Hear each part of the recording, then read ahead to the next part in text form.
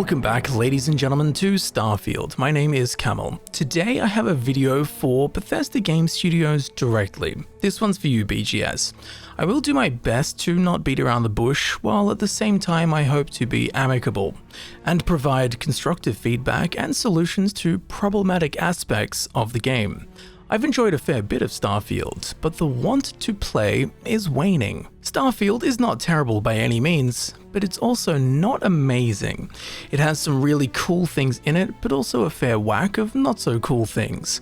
I find the more I play, the less I want to play, which for a mainline BGS game, this is a unique experience for me.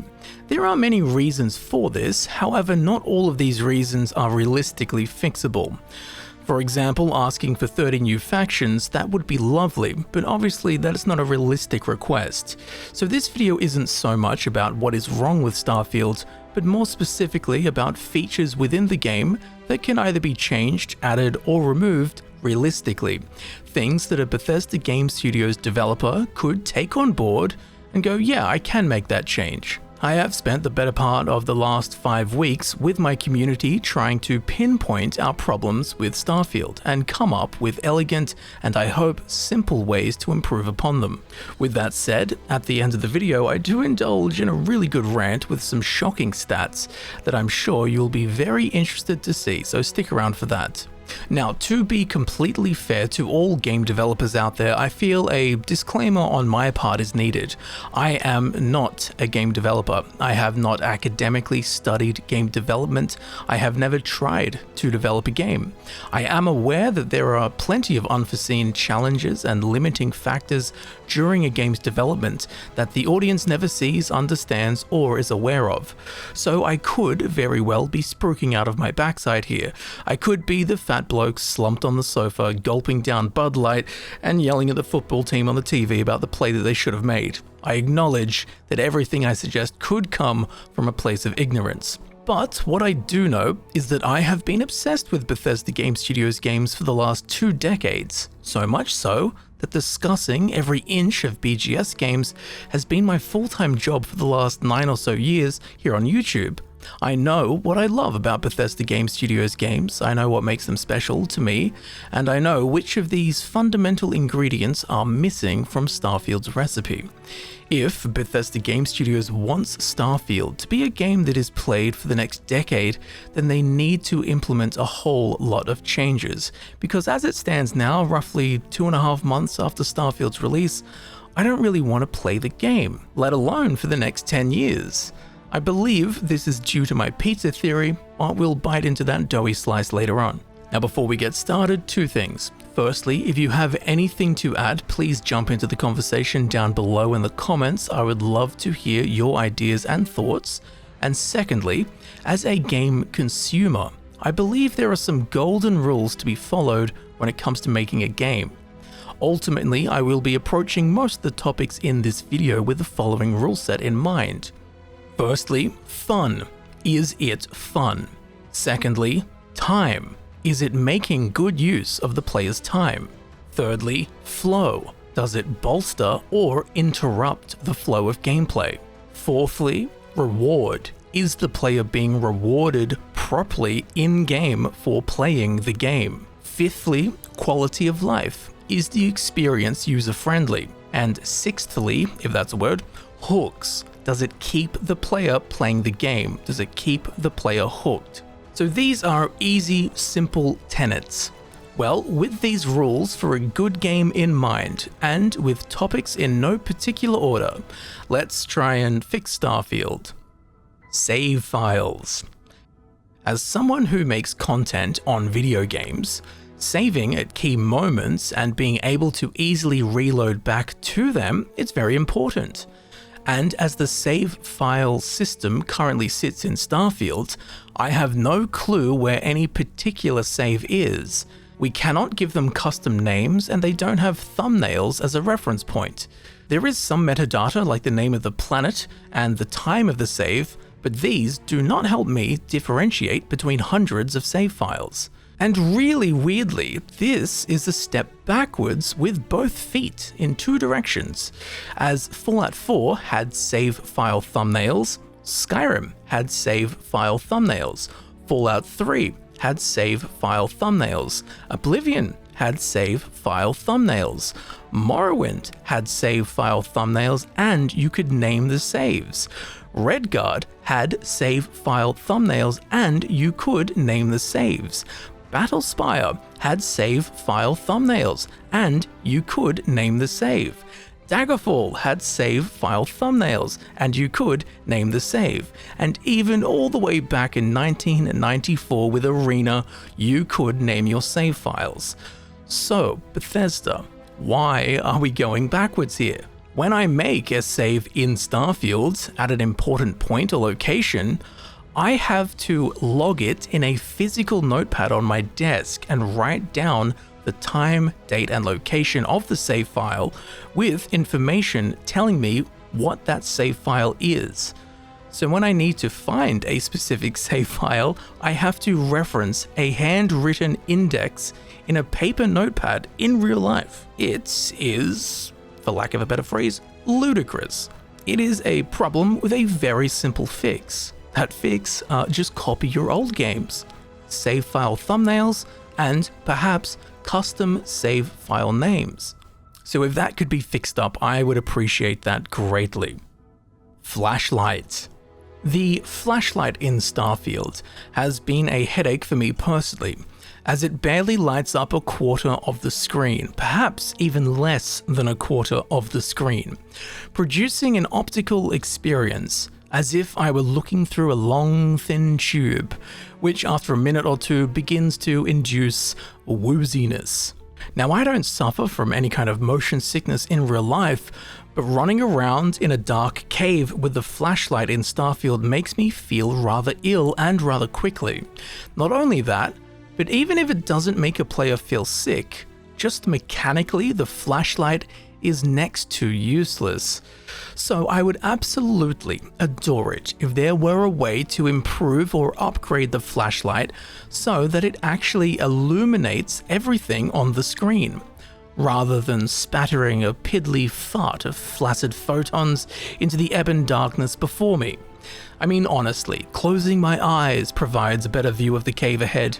Vanta Black is brighter than this flashlight. You know when you start an MMO and you cannot wait to replace your 1 damage rusty dagger starter weapon? Well, that's how I feel about the flashlight. I would love the flashlight in Starfield to be akin to the Pip-Boy light in Fallout 4, where when toggled on it simply, effectively, and most importantly, helpfully lights up everything on the screen, so that we, the player, can actually see. It doesn't light up some of the screen, it lights up all of the screen. Are we truly meant to believe that post-apocalyptic trash can world has better lighting technology than futuristic spacefaring humans who have mastered intergalactic space travel?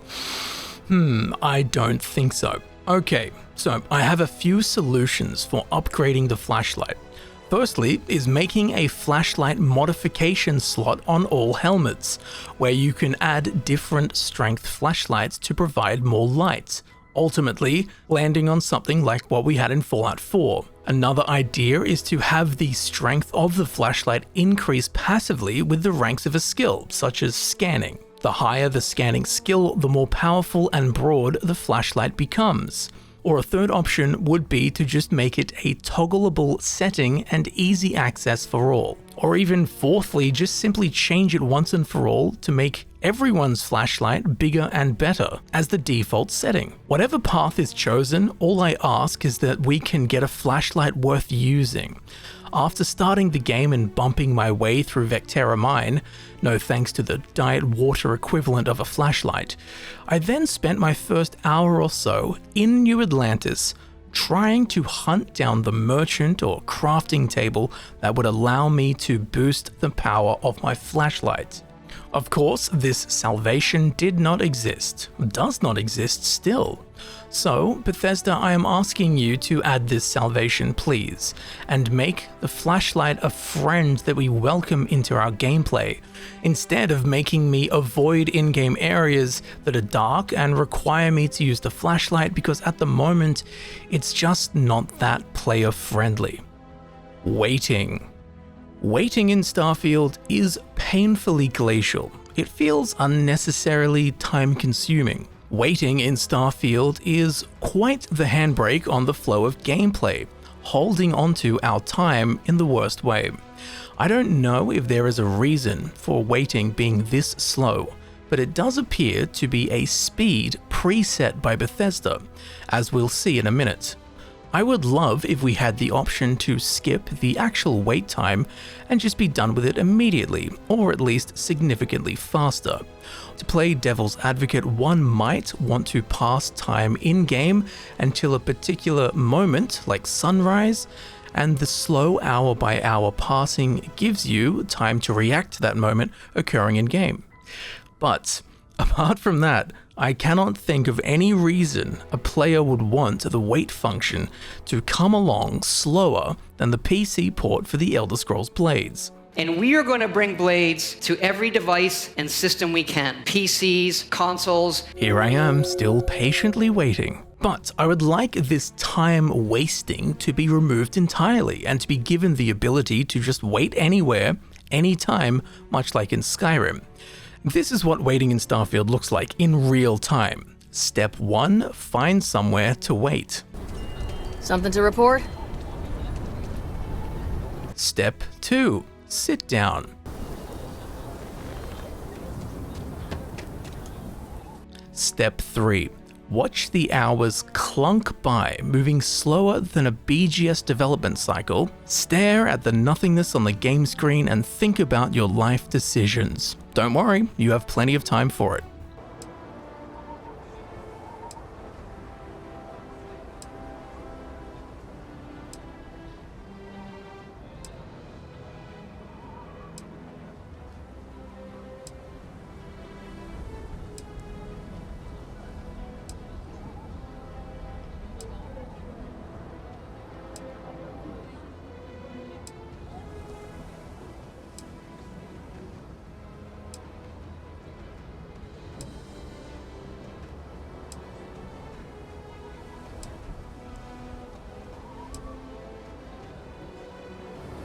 Step 4, wake up in real life to watch a standing up animation in game. And step 5, go back to what you were doing in the first place.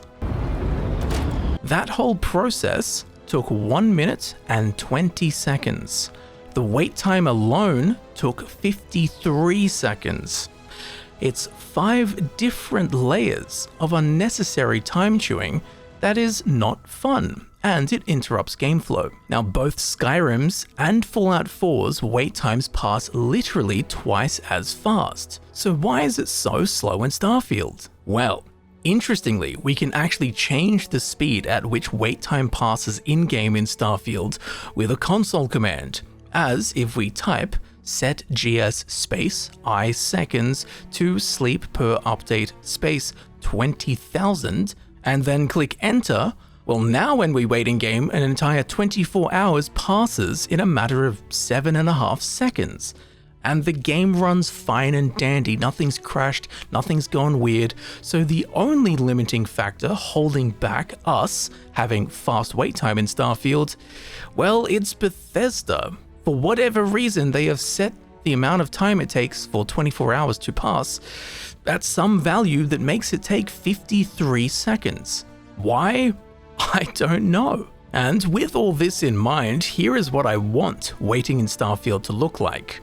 Just out here in the middle of nowhere, none of that pesky furniture needed, just let me wait 24 hours, and in a couple of seconds, it's done, and you can get back to whatever it is you were doing. To me, at least, it's clearer than a high-ranking Scientologist. Which of these waiting functions provides a better quality of life experience and respects the player's time?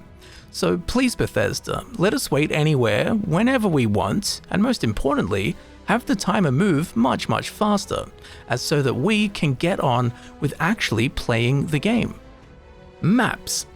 I don't think I need to explain this, but in just about every game ever that's explorable, maps are a staple component of the game, as so that you know where you are going and what's around you.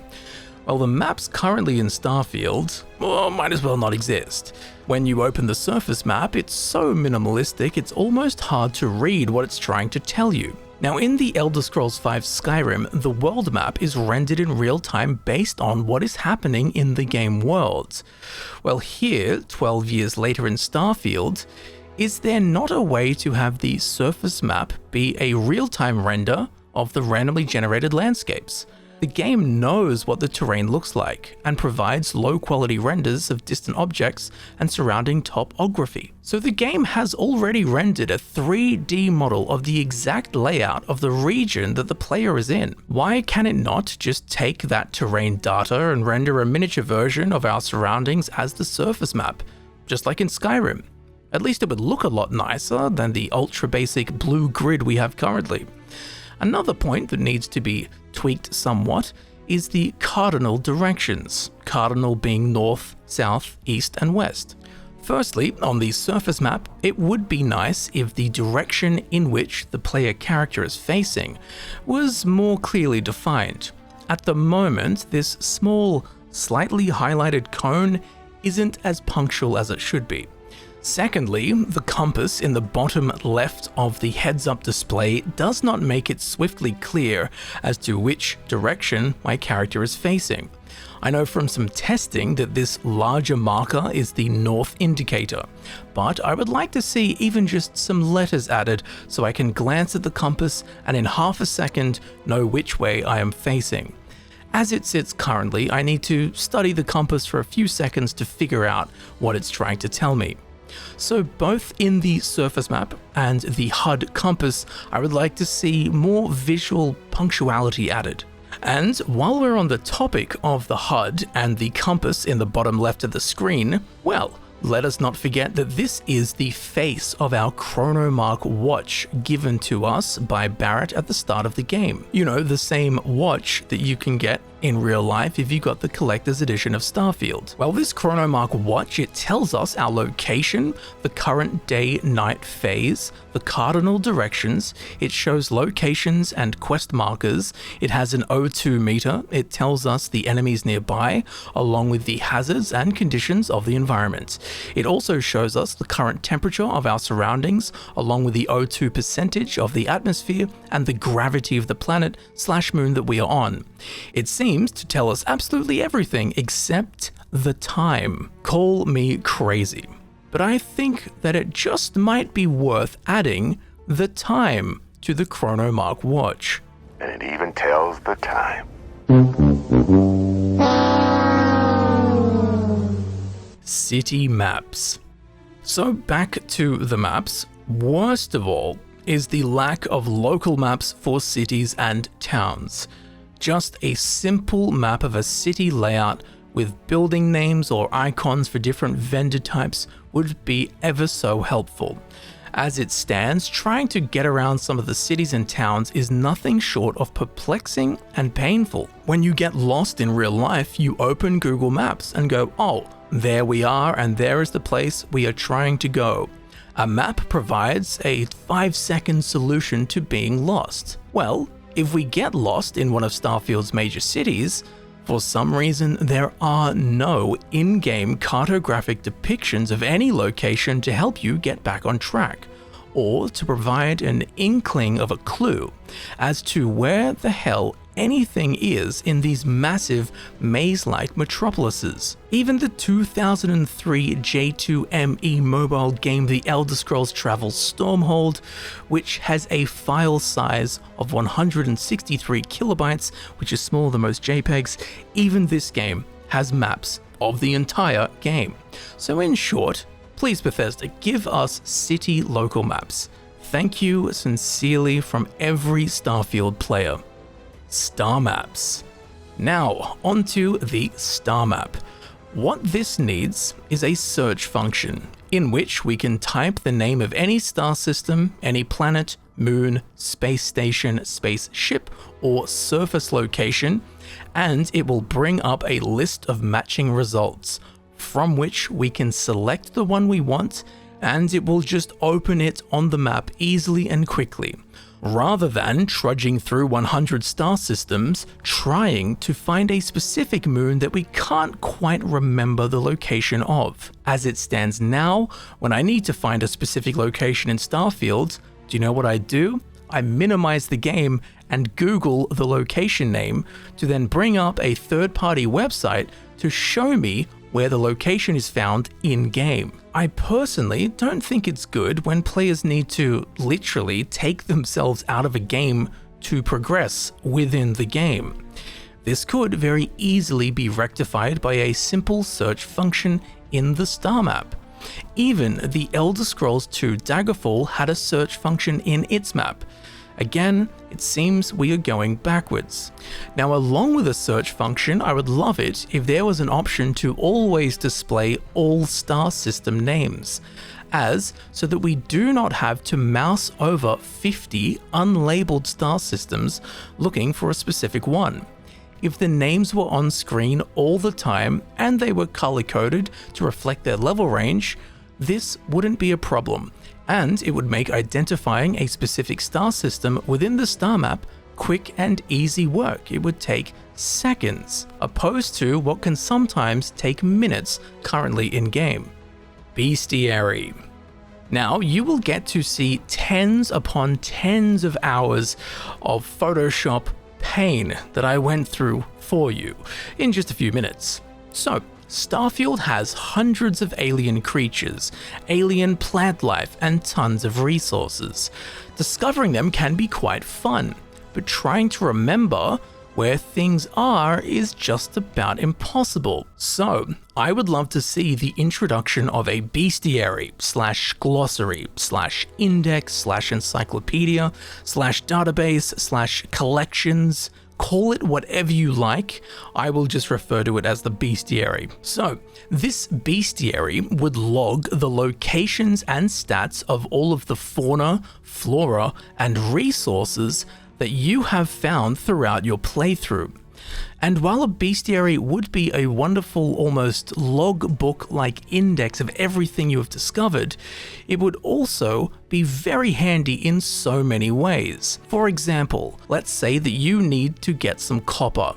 Well, with the bestiary, you can go to the Resources tab and then go through the entries of all discovered resources until we reach copper. Then we select copper, and this will then provide a list of all the planets and moons that we have discovered that have copper.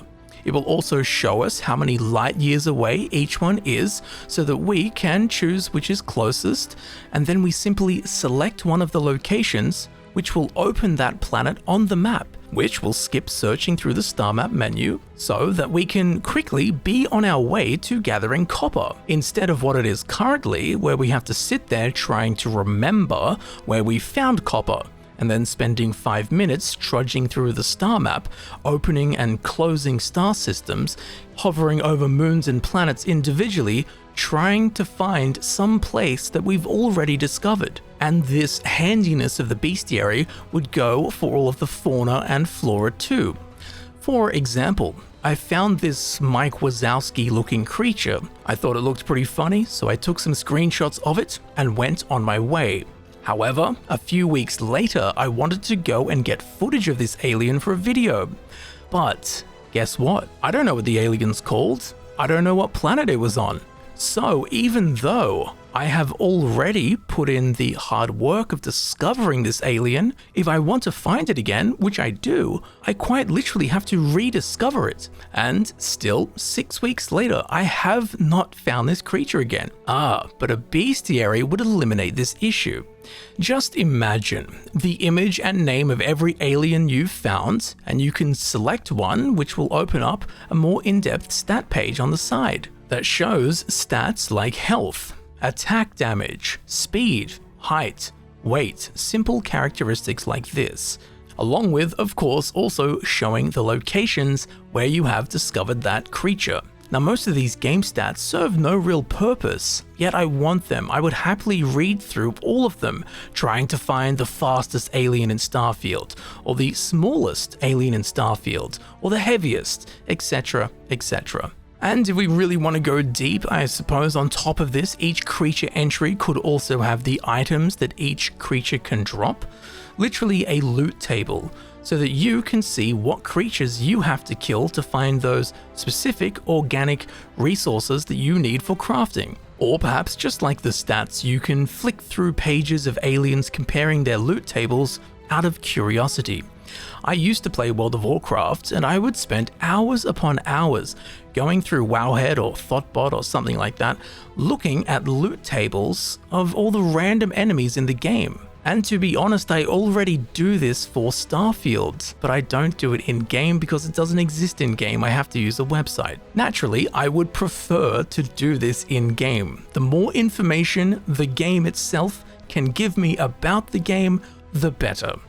I want to do this stuff within Starfield, and I think that you would too, Bethesda, because it would keep players in the game. And as we mentioned, just like the resources, if you want to find that alien again, you simply go down to the location section and select from the list of locations where you've found said creature, which quickly and easily opens that location on the map, so that you can be on your merry way. Of course, flora would act the same way as the resources and fauna as I've just described. Now we're not done yet, as on top of this, a bestiary acts like a sticker book, and people love filling sticker books.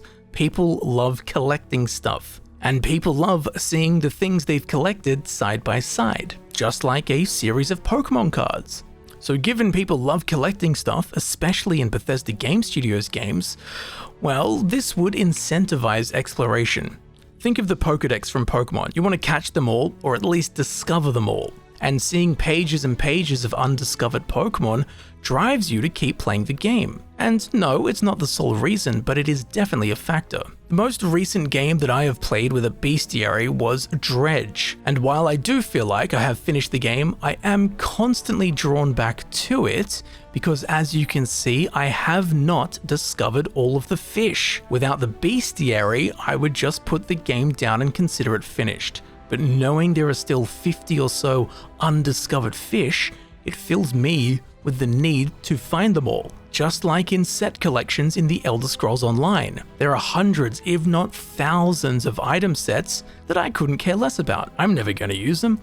But with the sticker book-like format, where you get an item once and it goes to your collections tab, I will actively go and seek out content in the game that I would otherwise never ever touch, just so I can fill the sticker book, just so I can collect them all. And I like it. It is fun collecting stuff. So not only would a bestiary be helpful, it would be an in-game recognition of you, the player's exploration efforts. And because of this, it may just work as a mechanism to draw players back into the game. At the moment, discovering stuff in Starfield is kind of It's kind of fun, sure, but there's no payback for it. But discovering stuff to fill a sticker book, now this would make me explore every single planet and moon in the game.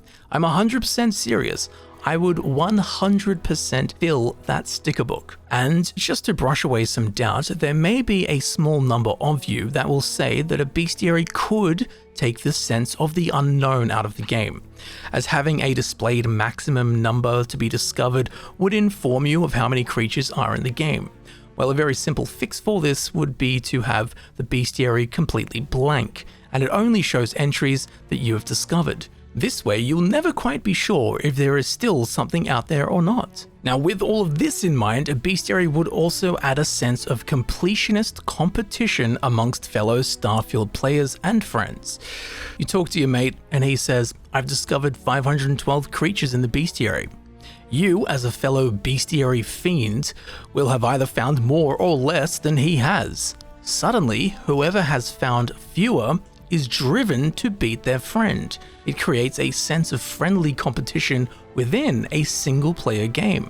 An example of this is in the Elder Scrolls 3 Morrowind, in which every time you did a quest or any kind of quest update, it would fill some text in your journal. So generally, the more pages that are filled in your journal, the more you've played the game, the more stuff you've done in Morrowind.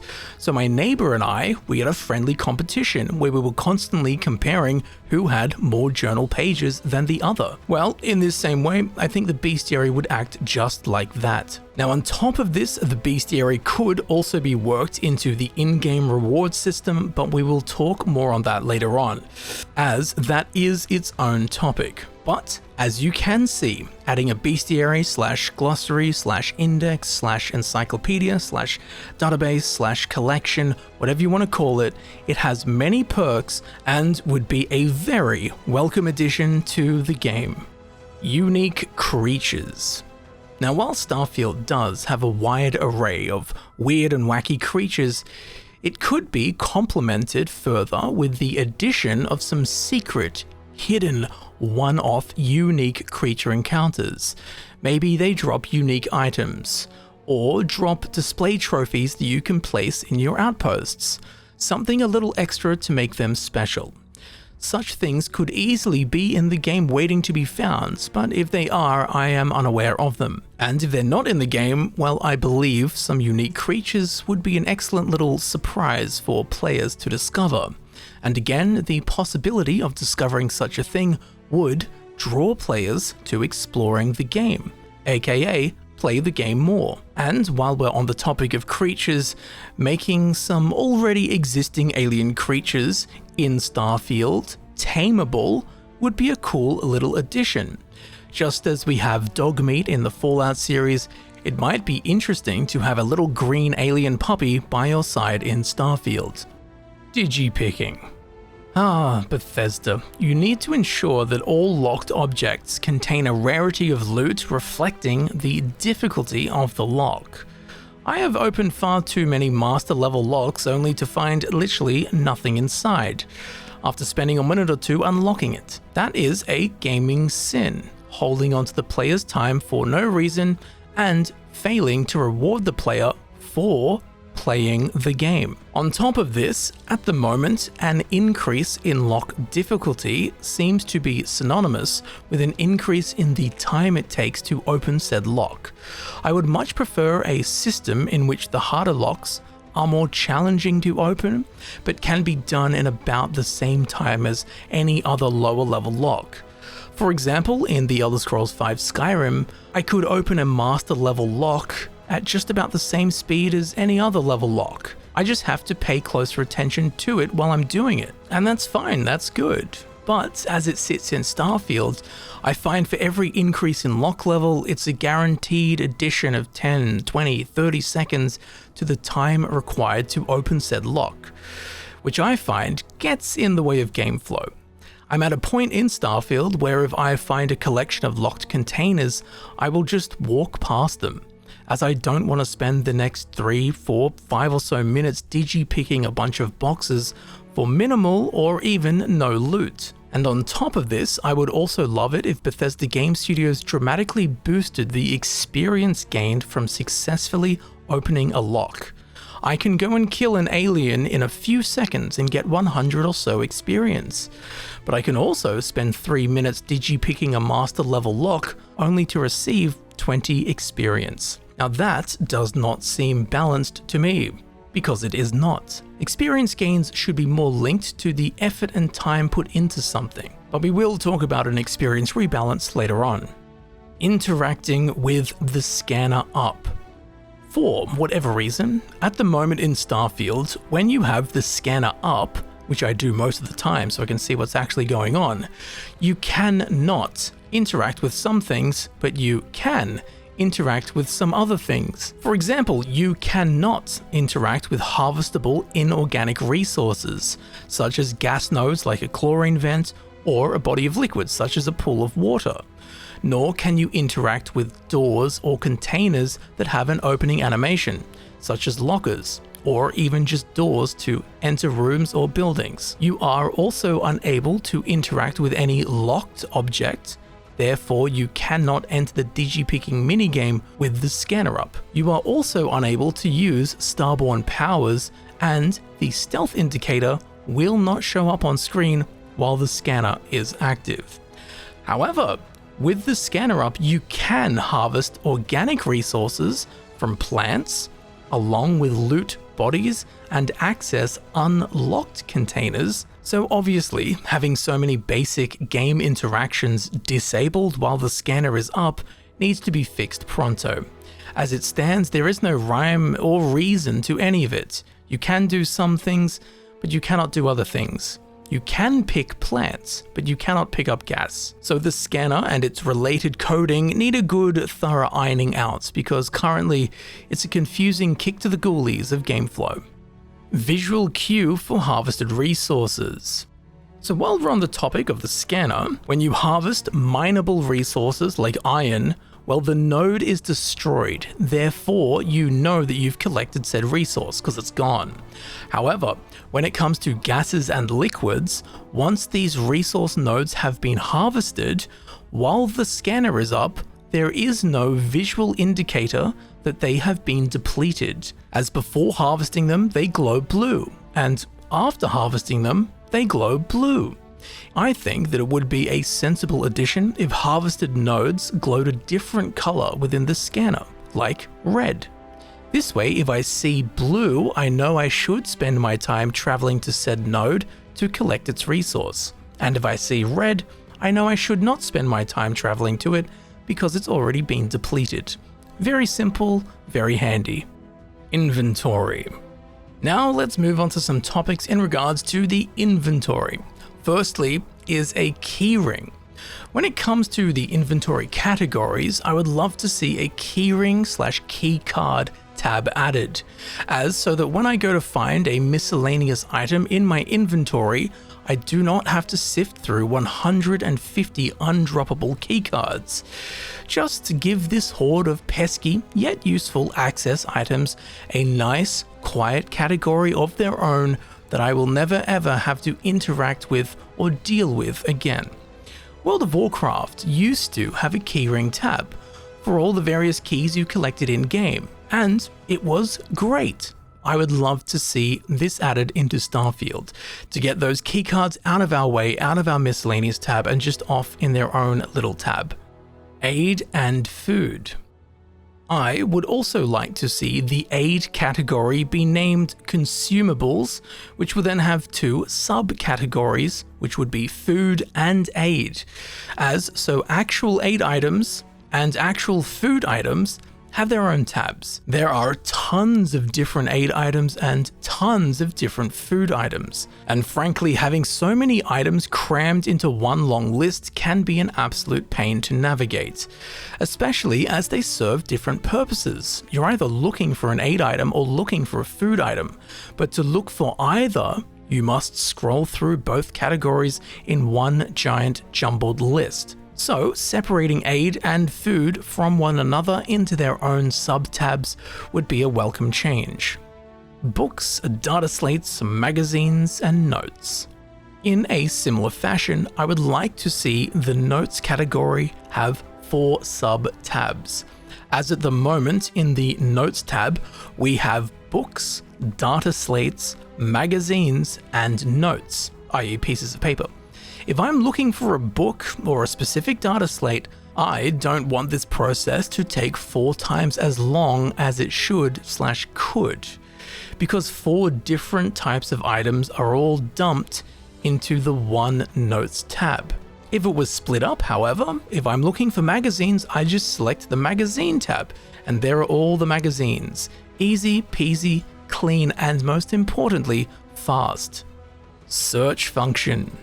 Now, along with these changes, to make traversing the inventory easier, an absolute godsend, much like for the star map, would be a search function within the player inventory and other containers, such as the player's storage or our ship's cargo hold, especially for a player's chosen repository, like the infinite capacity safe in our bedroom at the lodge, or the other crates downstairs, which currently house every item that I've ever picked up in game.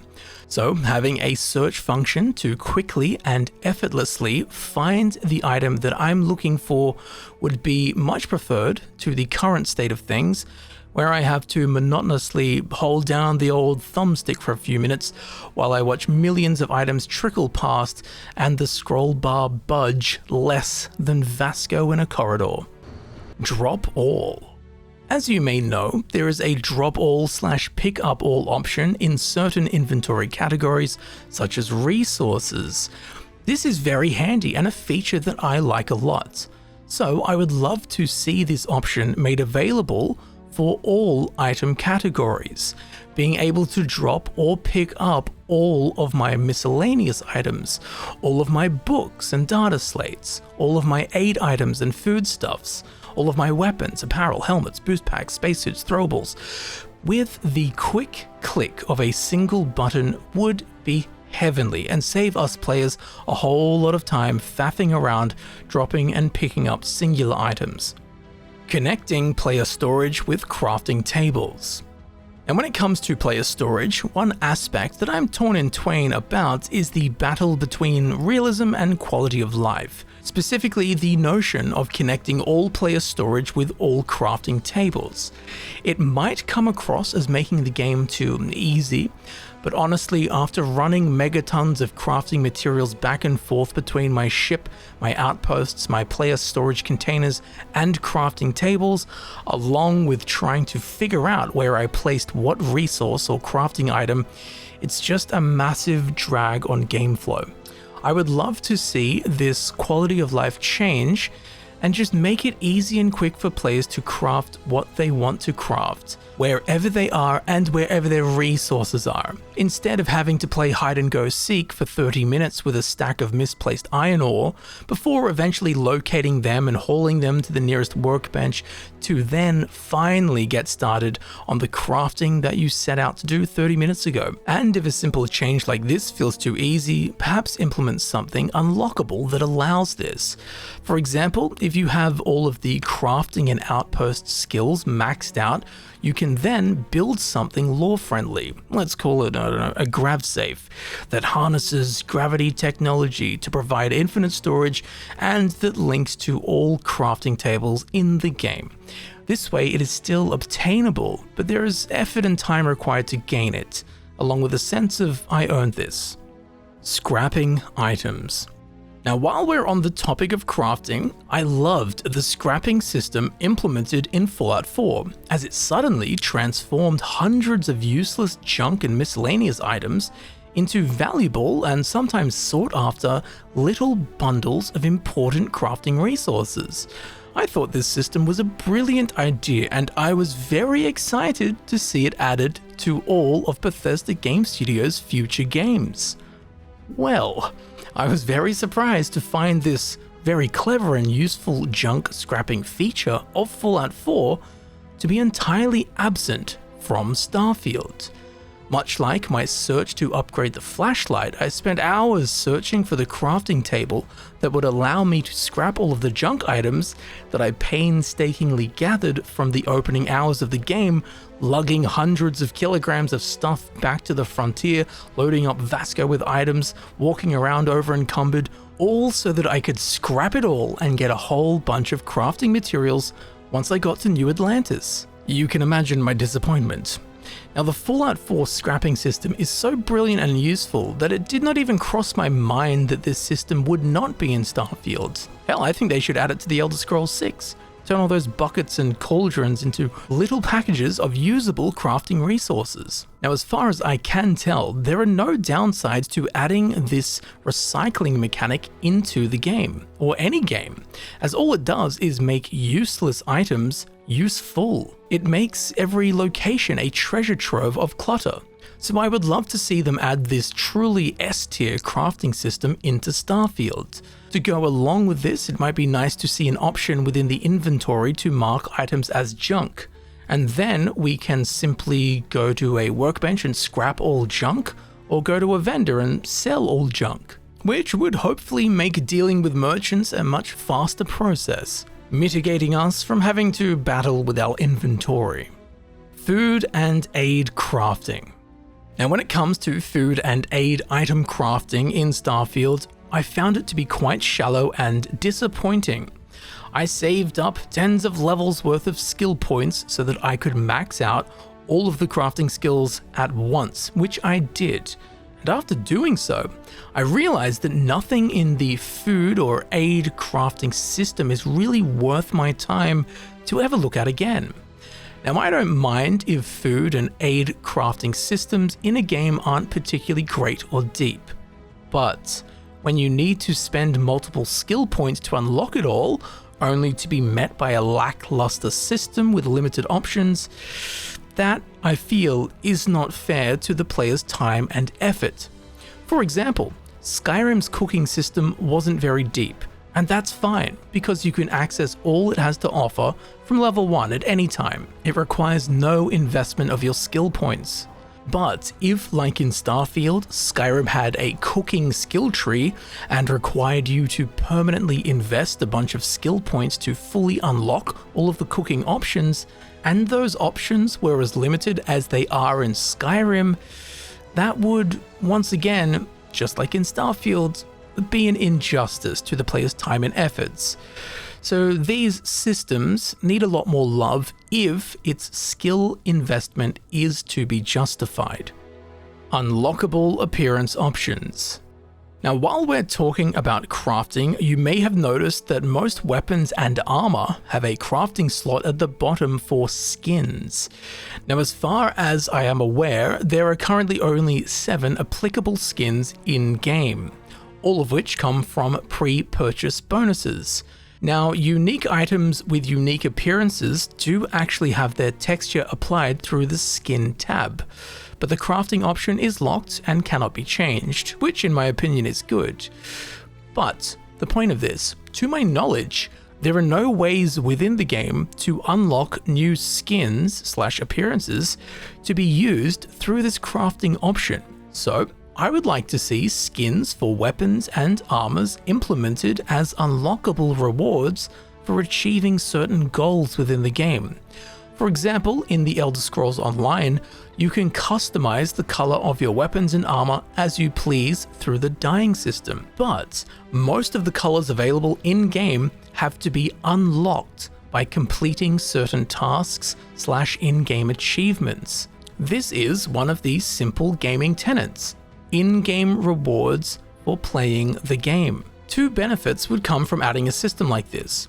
Firstly, the player can unlock a wide range of customization options for their weapons and armor. And secondly, much like the Bestiary that we proposed earlier on in the video, adding any sort of collections list will have players playing the game more and being rewarded in-game for it. Now, given that Starfield already has the stats tracking menu in-game, this could easily be used as the foundation to not only track character stats, but have milestones within those stats, which when met will unlock a color option or appearance for weapons and armor. For example, if you fully scan 100 planets, good job, you've unlocked the blue armor option. Or kill 1000 enemies, you've unlocked red. Scan 100 aliens, you unlock purple, etc, etc. This, in my mind, would be very simple to implement and would be very rewarding for players. Adding modifiers. Now, this next point could be considered contentious, but I find the time-gambling legendary weapon and armor system unfit for a single-player RPG like Starfield. Something like Destiny 2, sure, in which you were competing with other players. The more time you put in, the better chance you have at getting a good weapon, that's fine. But having an MMO RNG loot grind system in a single-player game like Starfield feels wholly inappropriate to the players and their time. Grinding legendary enemy spawn points for tens of hours trying to get a really good drop with the right modifiers, I do not find that fun. And it's not guaranteed, which means it is time gambling, which does not belong in a single player game at all. Currently, the legendary item model in Starfield plagues the weapons and armors in-game with the same soullessness as exploration, which we will get very deep into later. The environments are procedurally generated, and so are the items. It's the same problem. instead of being handcrafted and special. It feels robotic and random, because it is random. I would like to see this removed, but I'm sure they will not do that. For this reason, I would love to see a way for players to unlock access to modifiers that they can then apply to their weapons and armor. The system that I'm proposing is just about identical to the enchanting system in Skyrim. You find an item which has a certain enchantment. You disenchant that item, which destroys it. But your character has now unlocked the ability to add that enchantment to other items via the enchanting skill, perks, and system. This way, every character still has to go out and collect hundreds of items with different effects, but ultimately, after some hard work and investment of time and skill points and such, it will lead to the player having some control over the modifiers on their gear, instead of how it currently is, which relies solely on random number generation, i.e. bad. Item tier crafting. Now this next point bleeds more heavily into the following points about unique items, which naturally we will get into in a minute or three. But for now, in Starfield, there are different tiers of weapons and armor. For weapons, there is Tier 1, this is the basic tier with no name additive. Tier 2 is calibrated, Tier 3 is refined, and Tier 4 is advanced. And for armor, there is Tier 1, the basic tier with no name additive, Tier 2, calibrated, Tier 3, refined, Tier 4, advanced, and Tier 5, superior. Now the higher the item's tier, the better the item's stats. So not only do you need to get a piece of gear with the right modifiers, but it also needs to be the highest tier. Otherwise, it will not be able to compete with items that are of a higher tier, which translates to you will sell 99% of the items you get because they're useless to you. Now, just like modifiers, this system leaves players relying solely on a time gambling mechanic for their items, in which all we can do is hope and pray that a usable version of an item that we actually want drops. Now, to sound exactly like a broken record, I want to see some form of player control over this unnecessary tier system when it comes to gear. The simplest, and in my opinion the best, solution is to add item tiers as a crafting slot. In the same way we can change the magazine capacity of a gun, we should be able to change an item's tier with crafting. Of course, the higher the tier, the higher the relevant crafting skill needs to be, the more demanding the research to unlock it, the rarer and more expensive the crafting materials, etc, etc. Or perhaps just like enchanting/disenchanting system that we proposed a little bit earlier, you find an item of a certain tier, you can disenchant it, destroy it, but your character has now unlocked the ability to add that tier to that item type via crafting.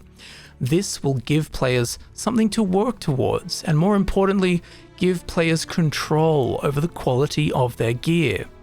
Cleaning item names. Now, while we are in the realm of discussing item modifiers and tiers, I would love a cleaner naming system, as at the minute, we have the name of the base item combined with the name of the tier, combined with the name or names of the modifiers, combined with the crafting modifications applied. This results in what I consider to be a very messy and orderless inventory that is difficult to navigate and, to be frank, a little bit ridiculous. Much like this thing, this Space Adept, Professionals, Advanced, Novalite. Is it Professional? Is it Advanced? Is it Adept? It's all three, okay? Now, of course, the inventory search function we touched on earlier would be a great help here with this scrappy naming system, but I would also like to see just a bit of refining done here. For example, if we move the item tier keyword from the item name and into the item's information box maybe, and along with this, I would like to see all of the item modification keywords that are added into the item's display name, Well, I'd like to see them always come after the name of the actual weapon. As the game currently sits, it's just about Scrabble chaos. If I want to find all of my Grendels, for example, I need to scroll all over the place, reading each and every name of everything to see if Grendel is lost in there somewhere. It is very messy and much more time consuming than I would like it to be. So always have the base weapon name first and move tier name into the information window, or perhaps we could replace these names with symbols. For example, a symbol to represent the item tier, and symbols to represent the modifiers. Like if it does some fire damage, there's a fire symbol. If it does radiation damage, there's a radiation symbol. If it does poison damage, there's a poison symbol. I don't really mind how it's done, I just think the item naming should be cleaned up a fair bit. Unique items. Now we will move on to unique items where we have several very important aspects to discuss. Firstly, why are unique items important? Well, unique items are near and dear to me personally, so I may be biased, but I spent years combing Morrowind looking for every single unique item in the game to collect them all and display them proudly in my Redoran stronghold. I feel that most of the unique items in Morrowind had fitting challenges to be bested to acquire them, and they were found in hidden dungeons or behind weird quests. A fair chunk of them had S-tier stats, most had unique appearances and cool backstories. To this day, I still think of unique items with this same nostalgic twinkle in my eye. In fact, I love unique items within Bethesda Game Studios games so much that I literally turned talking about them into a full-time job. And based on the community engagement with the content that I made on unique items, all of your players love unique items too. So I still hold unique items in Bethesda Game Studios games with these high standards of what they used to represent. Now, before you ask, I will explain the simple components to making unique items a special part of any game. Firstly is unique appearance. It stands out, it looks cool. Unique name. It sounds cool and is memorable/recognizable. Unique effects. It can do things that no other item can do. Unique backstory. A piece of lore that gives it a place within the game universe. Competitive stats. So it remains usable throughout the course of the game. And finally, interesting acquisition. Basically, anything apart from sold by a vendor. So with this in mind, I think it's fair to say that most of the unique items in Starfield fall very short of these simple rules. The bulk majority of unique items in Starfield don't have unique appearances. They do have unique names, so good on you, but they don't have unique effects, they don't have unique backstories, some do, most of them don't, and they don't have competitive stats.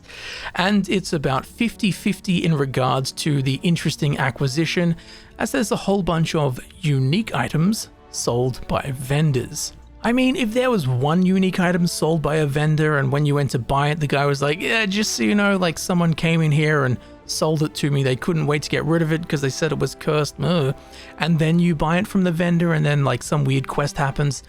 In that way, a vendor selling it could be fitting, but having like every major vendor in every city sell a unique item, ooh, no. Anyway, needless to say that Starfield's selection of unique items have missed the mark, and at the very least, they have let this Starfield player down. But let's look forward and talk about our options for improving the dire state we find these poor unique items in. Firstly, all unique items should be some of the best gear available in-game, and be a viable option for extended use if one so pleases.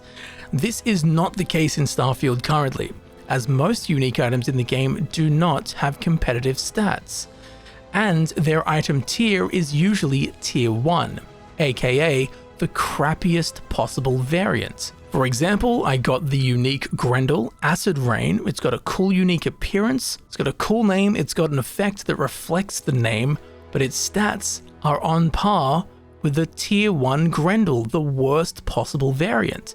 So even though I went and got this cool unique item, The second I got my hands on it, it is completely unusable in-game. Why? Because its item tier is tier 1, the worst possible variant.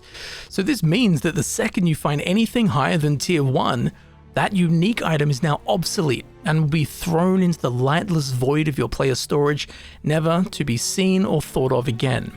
This issue is easily fixed with the tier crafting system that we proposed earlier. This way you can upgrade the tier of unique items, giving them competitive stats and longevity in your playthrough. Alternatively, all unique items could just drop as the highest possible tier.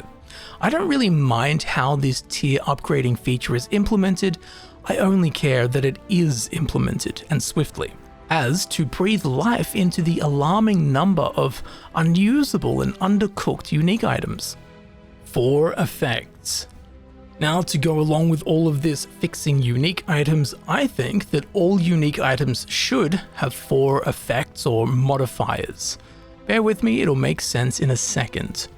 So when it comes to resources, we have varying rarities, which are visually represented with a different amount of colored diamonds on the nameplate.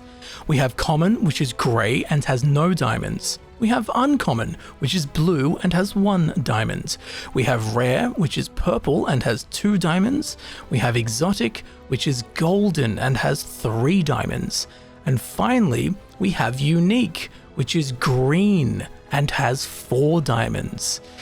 Now, when it comes to weapons and armor, there are currently 4 rarities, which you will notice follow the same pattern as the resources. As we have common, which is grey with no stars, we have rare, which is blue with 1 star, we have epic, which is purple with 2 stars, and we have legendary, which is golden with 3 stars. Now, the amount of stars present on the item's nameplate directly correspond with how many modifiers that item has. Grey, common, no stars, no modifiers. Blue, rare, 1 star, 1 modifier. Purple, epic, 2 stars, 2 modifiers. Golden, legendary, 3 stars, 3 modifiers. But for some silly reason, unlike resources, there is not a higher rarity class for unique weapons and armor. To me, it's obvious that there needs to be a unique rarity tag for, would you believe it, unique items. And it would work exactly the same way as the unique rarity system that the devs have already created and half implemented. Unique weapons and armor would have green as their color indicator, and they would have 4 stars on the nameplate as the rarity indicator, which of course would translate to all unique items in-game having 4 modifiers to match their 4 stars, just as they deserve.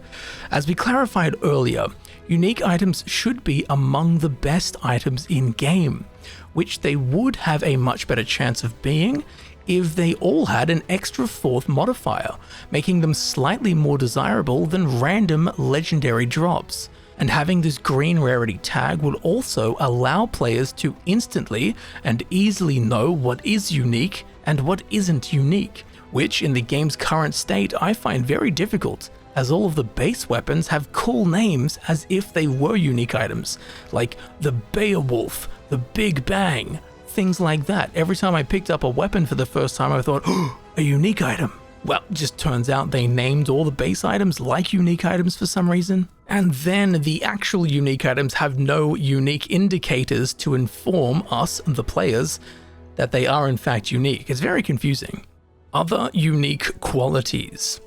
Now, on top of this, it would be lovely to see unique items in Starfield get the love that I think they deserve and have unique appearances, unique modifiers, unique effects and abilities, and interesting unique backstories and interesting ways of acquiring them. And as nice as all of these unique qualities would be, I do recognize that these are not a quick and easy change, unlike the tier crafting and 4 modifier unique rarity as discussed above, but a man can dream. So an example of this is the Mantis armor set. It has a very unique and interesting backstory to it. The process of acquiring it is equally as interesting. The whole set has a unique appearance, so it stands out. However, the effects on the item are completely randomized. No. The Mantis armor should have stats and effects that reflect the vigilante bounty hunter they represent. They are a part of the story, part of the legacy, and the reward for the player's efforts. Each piece should feel special and relevant to the Mantis and what the Mantis is, what the Mantis was. The stats and effects and modifiers and abilities, whatever you want to call them, on the pieces of Mantis armor should be set in stone, and certainly not randomized. I was so disheartened when I learnt that the pieces of the Mantis set have random stats, just carelessly slapped on. Don't make any sense with the Mantis armor, what the Mantis got up to. It should be thought out and crafted with love and purpose. So I've created an example for us. This is Hela's Cutter. This is a unique item that you can acquire very easily. I do wish it had a slightly better acquisition method, but okay, whatever. Now in game, Hela's Cutter has one modifier, and that is Disassembler, which gives plus 20% damage against robots. This doesn't tell a story. It doesn't stand out. It doesn't mean anything. Hela is one of the miners that we first meet in Vectera mines. The cutter is used for mining. Well, I mean, straight away we've got two great starting places. With these two very simple plot pieces, Hela's cutter should look something like this. Firstly, green because it's unique, give it 4 stars because it's unique, and give it 4 modifiers because it is unique. And those 4 modifiers should also be unique because it is unique. It needs to stand out. It needs to be special. So firstly is focused. It always fires at maximum power. Pretty good. Secondly is candle. Deals 2 times damage, but consumes charge twice as fast. It's good, but it's also potentially bad. Thirdly is Geologist. There's a 25% chance to harvest extra ore from mineable resources. Makes sense. And fourthly is Awesome. 10% chance for slain enemies to drop random ore on the ground. See how much better that feels? It's powerful, but it also has some drawbacks potentially. Does double the damage, but it eats through the charge twice as fast. It makes you weigh it up a bit more, like is that good or is that going to be really bad? And then it's got some passives relevant to the backstory of the item. It's a cutter, a mining tool, and it was owned by a veteran miner, Hela. Therefore, it does some things involving ore and mining. Super simple. I thought these changes up in about 30 seconds. It took me about 20 minutes to do it in Photoshop, but the idea was instant. It made itself. What I've created here is very sadly more special and unique than literally any unique item currently in Starfield. It really irks me that the more funding BGS gets, the bigger and more experienced BGS gets, the fundamentals of what makes their games so good seems to deteriorate. Well, as sad as that truth is, I think that fixing unique items in the ways that I have proposed would be a lovely step back towards greatness. Ships. Now let's talk about ships. Firstly, shipbuilding is a lot of fun, and I have some easy tweaks to make it more enjoyable and provide an experience with a little more quality of life for players. Firstly is being able to take a tour of the interior of your ship while in the shipbuilding mode. It would be lovely. Currently as it stands, there is no function to inspect the interior layout of ship modules while in the ship builder. This can lead to some frustrating moments after spending many minutes, if not hours, and many hundreds of thousands of credits crafting your dream ship, only to exit the ship builder and step inside your ship for the very first time and be met by a displeasing interior layout, which in most cases is not an easy fix, so a tour option within the ship builder would be fantastic. Blueprinting. Another simple and very handy addition to ships would be the ability to save a blueprint of a ship that you have built. In an ideal world, these blueprints could be shared between players, but I doubt such a system will ever be developed. Apart from that though, blueprinting will be very useful for anyone planning on doing New Game Plus. As you may or may not know, when you enter a New Game Plus, all of your character's credits, items, ships, and outposts are deleted. So adding a blueprint feature for both the ship builder and for outposts would allow New Game Plus players to easily recreate their ships and outposts that they have spent tens of hours thoughtfully creating. As it stands currently, all of these creations are lost in New Game Plus, and that's a real damn shame. A shame that could easily be prevented with the very simple addition of a blueprinting feature. Purchasing ship parts. Following this, I wish there was a way to gain access to all of the ship parts in-game at one single location. As it stands, most ship technicians sell some high-end ship parts that cannot be acquired any other way. This actually makes utilizing all of these special ship parts almost impossible, because a ship must be finalized and flyable before you can exit the ship builder. So you need to finish your ship before you can travel to the next ship technician to get the next ship part that you need for the ship that you're trying to currently build. But you can't actually get there without finalizing the ship first, even though it's not finished. Yeah, it's really clunky, silly, and seems to be the dictionary definition of a kerfuffle come to life. Let's just imagine that you want to build a table, and you have to go to 3 different hardware stores to get the wood, the nails, and the varnish that you need. You go to the first one and buy the wood, but you can't leave the first one until you finish building the table. But you haven't got the nails or the varnish from the other 2 stores yet. So you gotta build an inferior table, then take it to the second place and pull the nails out, and then put the good nails in that you want, and then varnish it, and then take it to the 3rd place, and then take the varnish off and put the varnish on that you actually wanted in the first place. It's really stupid. One fix for this is to make ship parts purchasable just like any other item in the game. You buy them and they go into some kind of inventory of yours. This way, you can just go to all of the ship technicians that you need to, buy the parts you need, and go back to one location to fully assemble the ship once and be done with it. Traversal. Now let's move on to some traversal tweaks and additions that I think would improve exploration in Starfield. Firstly would be the addition of underwater exploration.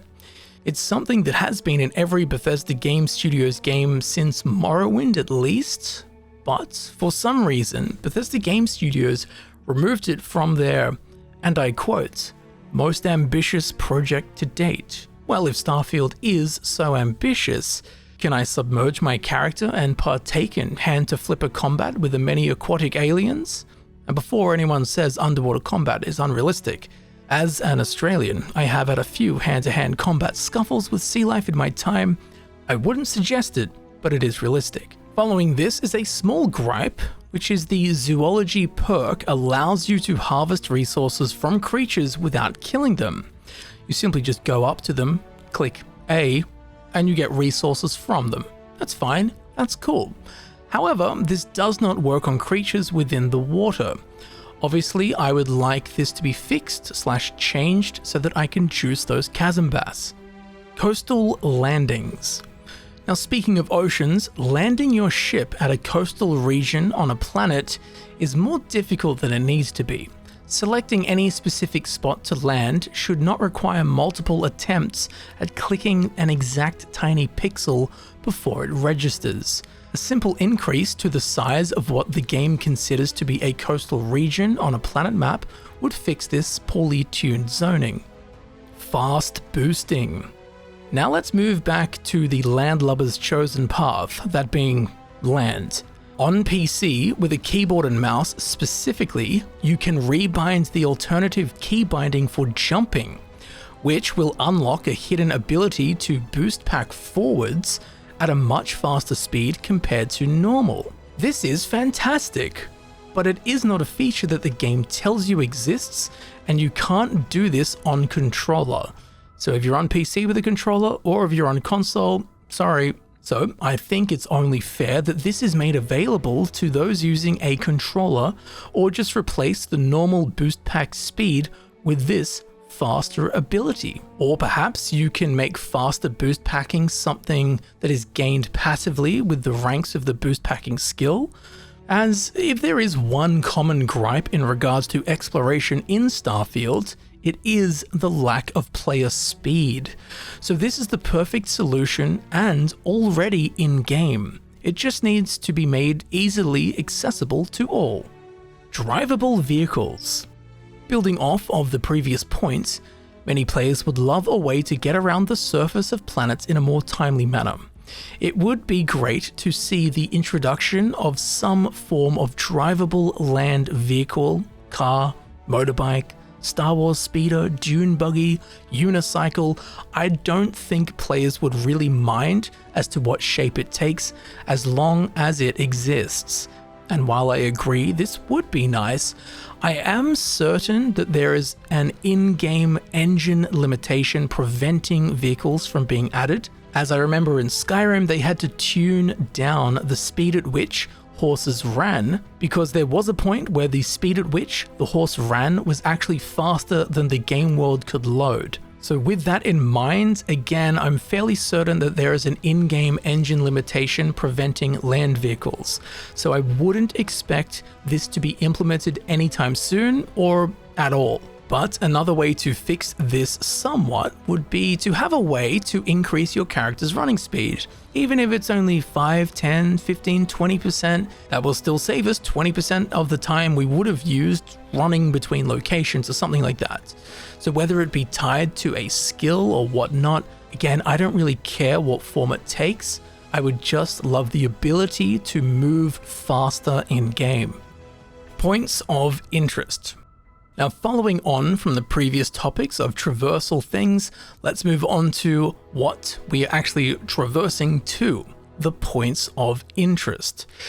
Now, I will say that Starfield's infinite nature, procedural systems, and generated locations is the worst design decision made for the game. When this was revealed in the showcase, my stomach dropped. Our system builds a planet as the player approaches it, so even if your friends were to visit the same planet that you had, you would have a different story to tell.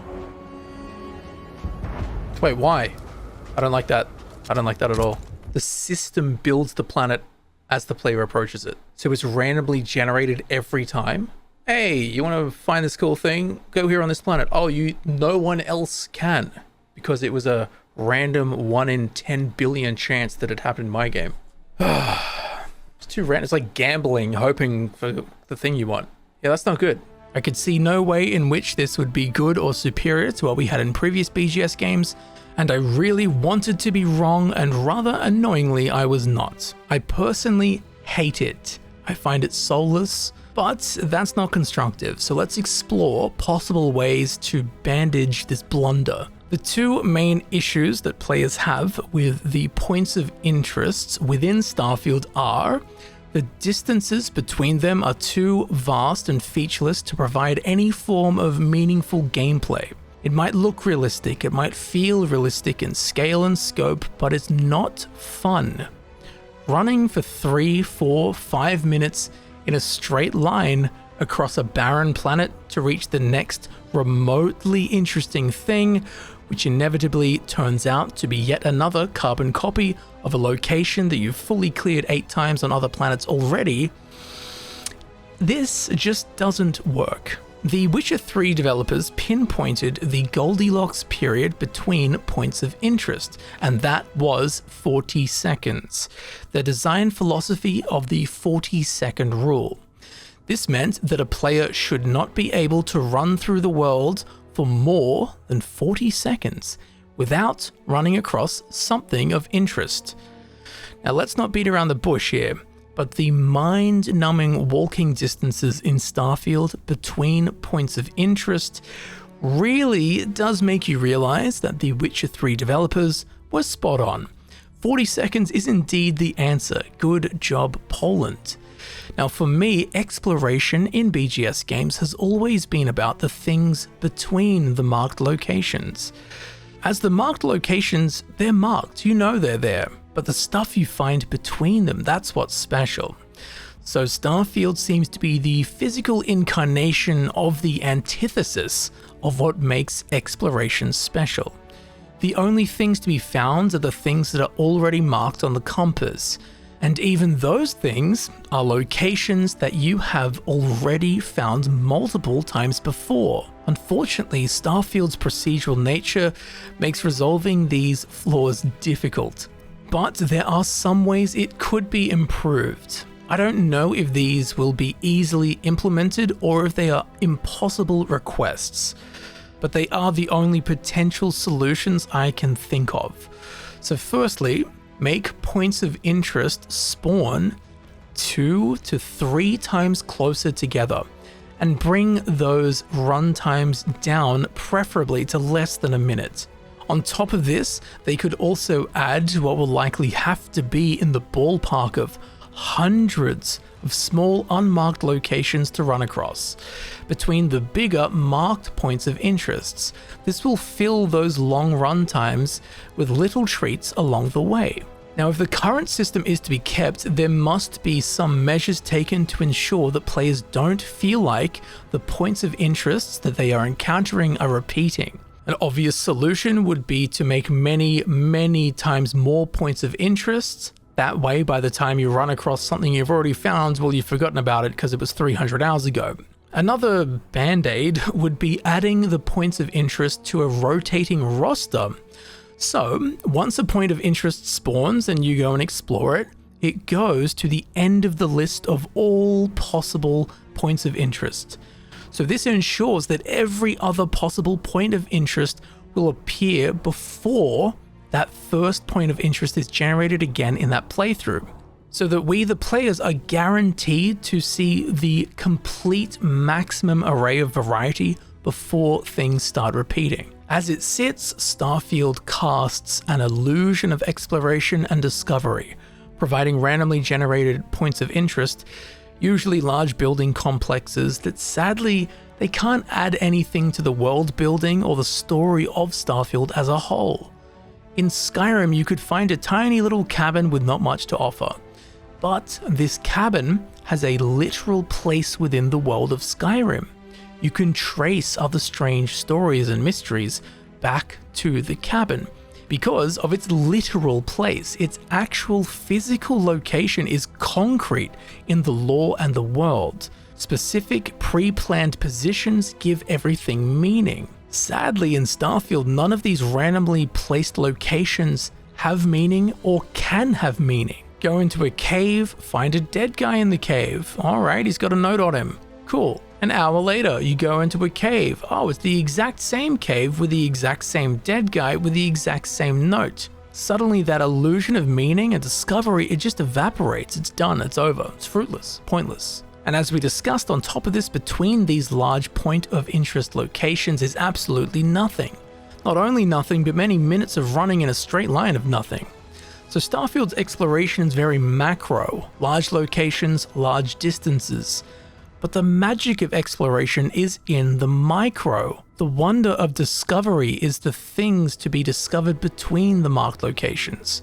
Perfection is lots of little things done very well. Starfield has a bunch of big things done okay that repeat over and over. It's kind of like a moving panorama. You know those things they used to use in old cinema? You'd have a side shot of a car and a looping panorama behind the car, moving to give the illusion that the car is moving when it's actually just a piece of cloth with the same picture painted on it, whizzing past, repeating endlessly, designed to create, or at least attempt to create, the illusion of something specific and special within what is actually an infinite, randomly generated matrix.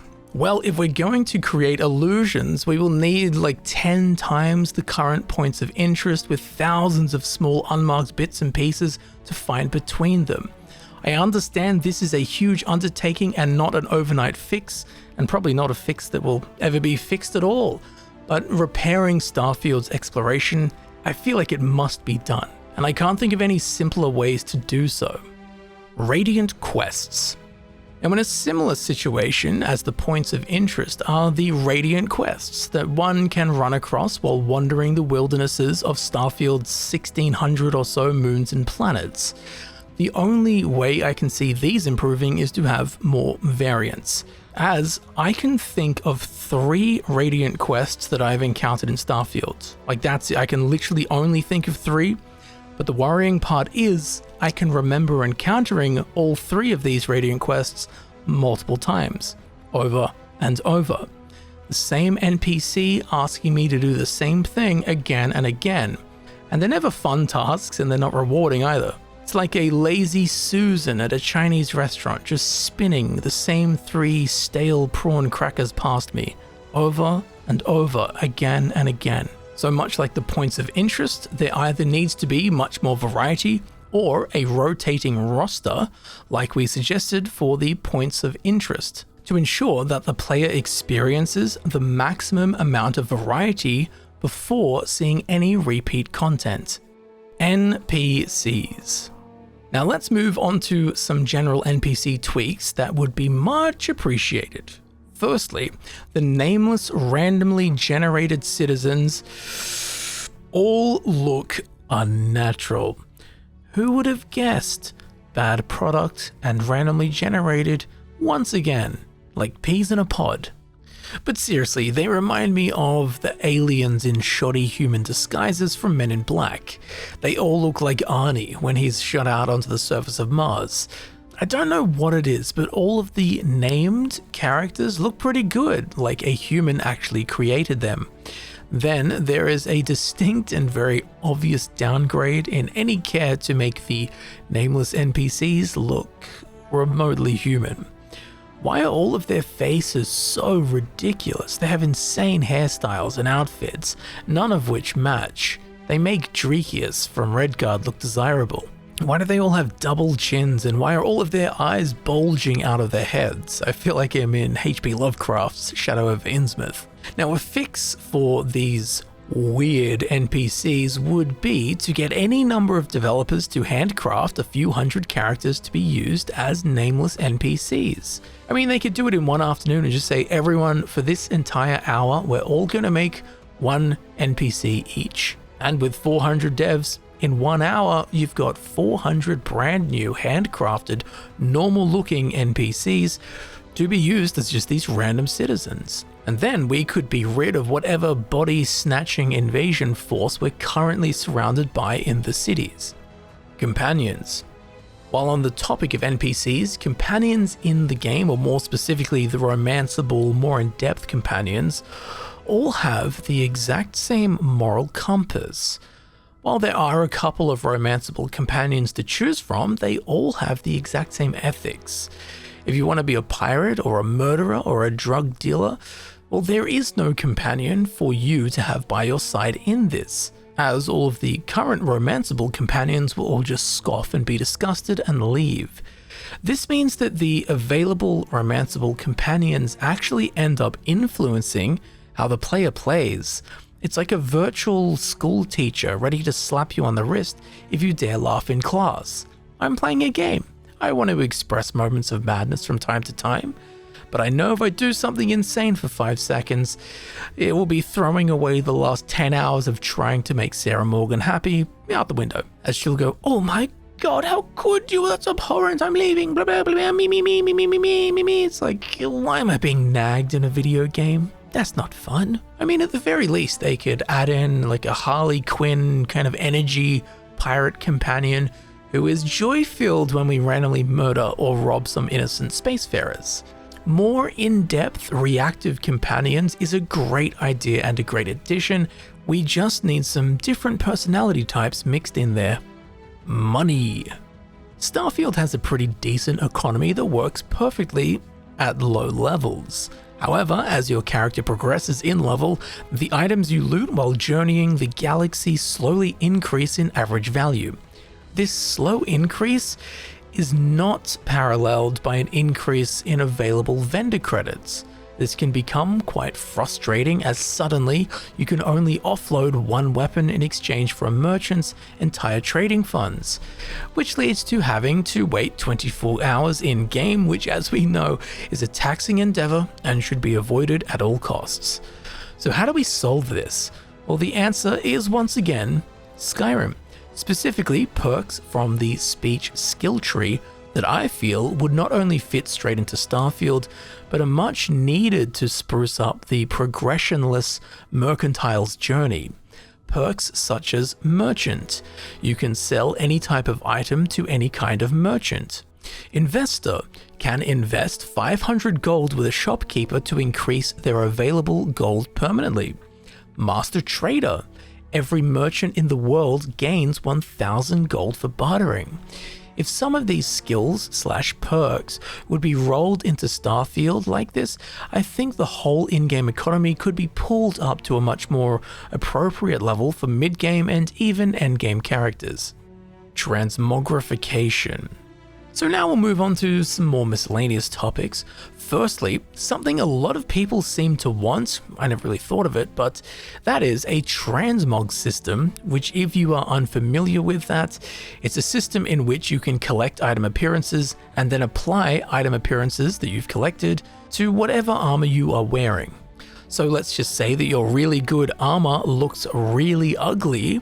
Well, with a Transmog system, you can keep wearing your good ugly armor, but give it the appearance of a different piece of armor. So it's got the stats you want, but it also looks how you want, provided you've collected that piece. Now, Transmog features are much more common in MMOs, my only experience being in World of Warcraft and the Elder Scrolls Online. And let me tell you, there are plenty of players in both who dedicate a whole lot of time and energy to the Transmog systems.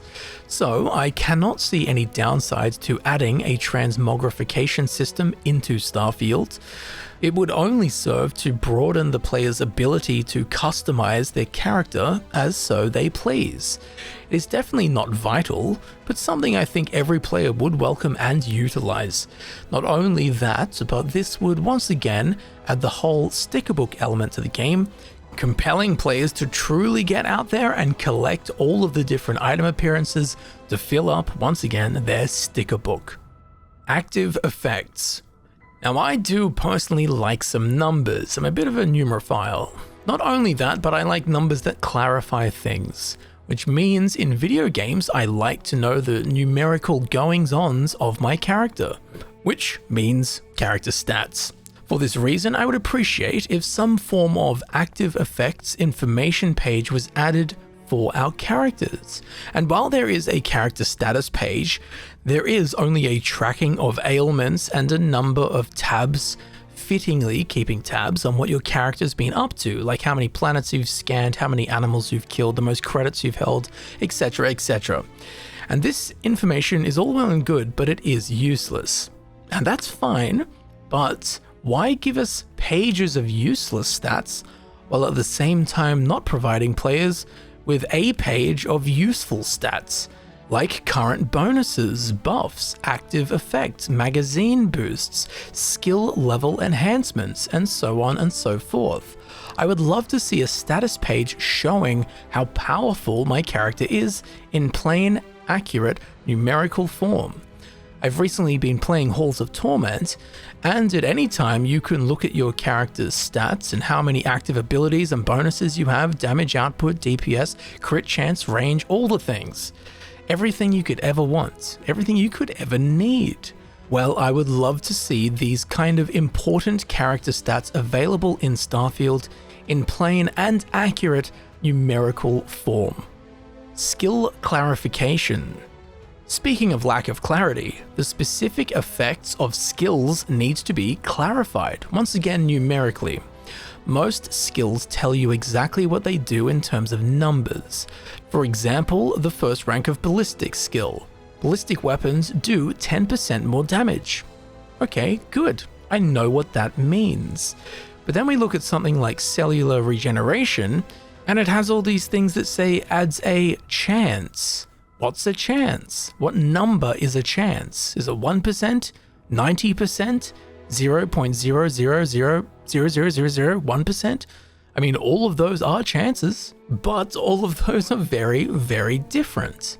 So these numerical clarifications are important, because if a player has one skill point, but we need to decide between two skills to invest in, where do we put it? In a clearly stated 10% damage boost, or in a skill that just says, a chance?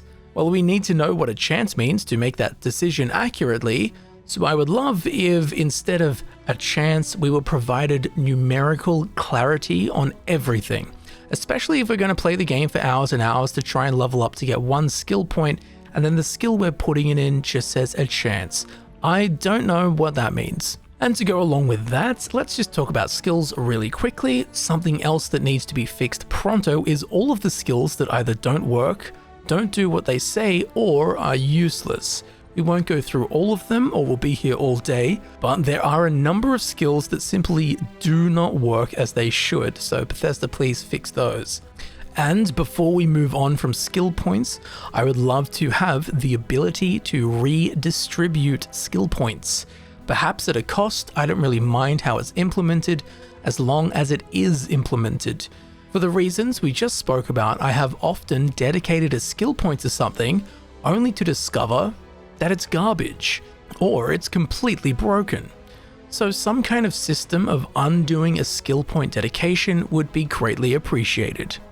Rebalancing experience.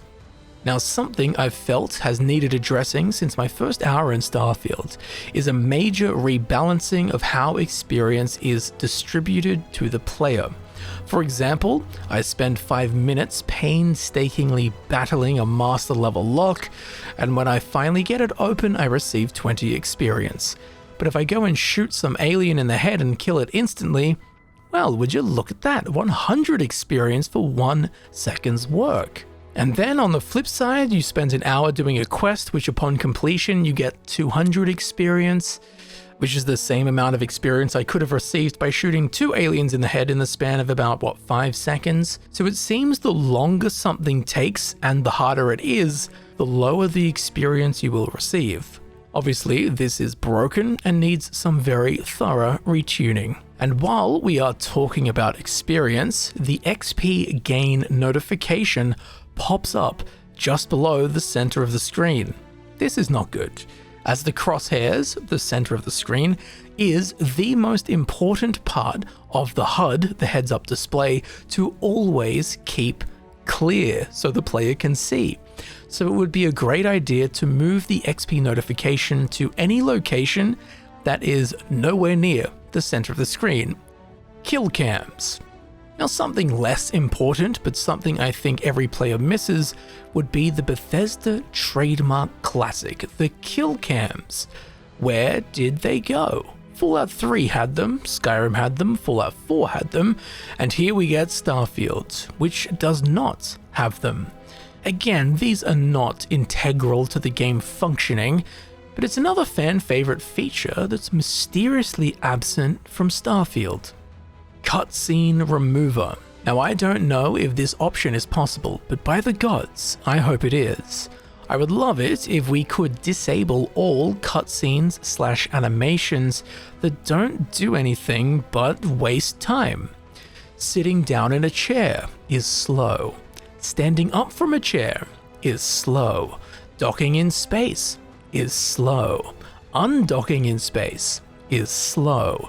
Ships landing is slow. Ships taking off is slow.